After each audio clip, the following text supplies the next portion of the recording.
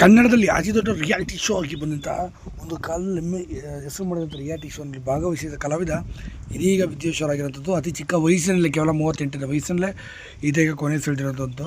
ಹಾಗಾದ್ರೆ ಏನಾಗಿದೆ ಈತನಿಗೆ, ಯಾವ ರಿಯಾಲಿಟಿ ಶೋ ಭಾಗವಹಿಸಿದ ಸಂಪೂರ್ಣವಾದ ಮಾಹಿತಿ ನಿಮಗೆ ಕೊಡ್ತೀನಿ. ಅದಕ್ಕೆ ಚಾನಲ್ ಕೂಡ ಸಬ್ಸ್ಕ್ರೈಬ್ ಮಾಡಿ. ಒಂದು ಕಾಲದಲ್ಲಿ ಈ ಟಿ ವಿ ಕನ್ನಡ ಆಗಿರ್ಬೋದು, ಸ್ಟಾರ್ ಪ್ಲಸ್, ಸ್ಟಾರ್ ಸುವರ್ಣ, ಉದಯ ಟಿ ವಿ ಆಗಿರ್ಬೋದು, ಹೀಗೆ ಸಾಕಷ್ಟು ಟಿ ವಿಗಳಲ್ಲಿ ಈ ರಿಯಾಲಿಟಿ ಶೋಗಳು ತುಂಬ ಅದ್ಭುತವಾಗಿ ಮೂಡಿಬಿಟ್ಟಿತ್ತು.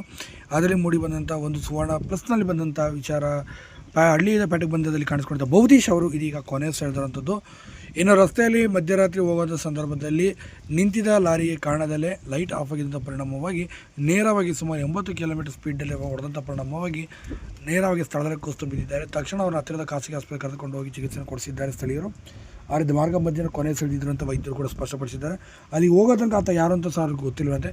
ನಂತರ ಗೊತ್ತಾಗಿದ್ದೆ ಉತ್ತರ ಕರ್ನಾಟಕದ ಯಲ್ಲಾಪುರದಲ್ಲಿ ವಾಸವಾಗಿದ್ದ ಹಳ್ಳಿಯಿಂದ ಪೇಟೆಗೆ ಬಂದ ರಾಜೇಶ್, ಎಲ್ಲ ಗೊತ್ತಿರಬಹುದು, ರಾಜೇಶ್ ಐಶ್ವರ್ಯ ಜೊತೆ ಈತನು ಕೂಡ ಬಹುತೀಶ್ ಅವರು ಕಾಣಿಸ್ಕೊಂಡಿದ್ದರು. ಸದ್ಯ ಈಗ ಬಹುತೀಶ್ ಅವರು ಅಪಘಾತದಿಂದ ಇದೀಗ ಕೊನೆ ಸೆಳೆದಿದ್ದಾರೆ ಎಂಬ ಮಾಹಿತಿ ಬರ್ತಾರಂಥದ್ದು. ಏನೇ ಆಗಲಿ ಬಹುತೀಶ್ ಅವರ ಆತ್ಮಕ್ಕೆ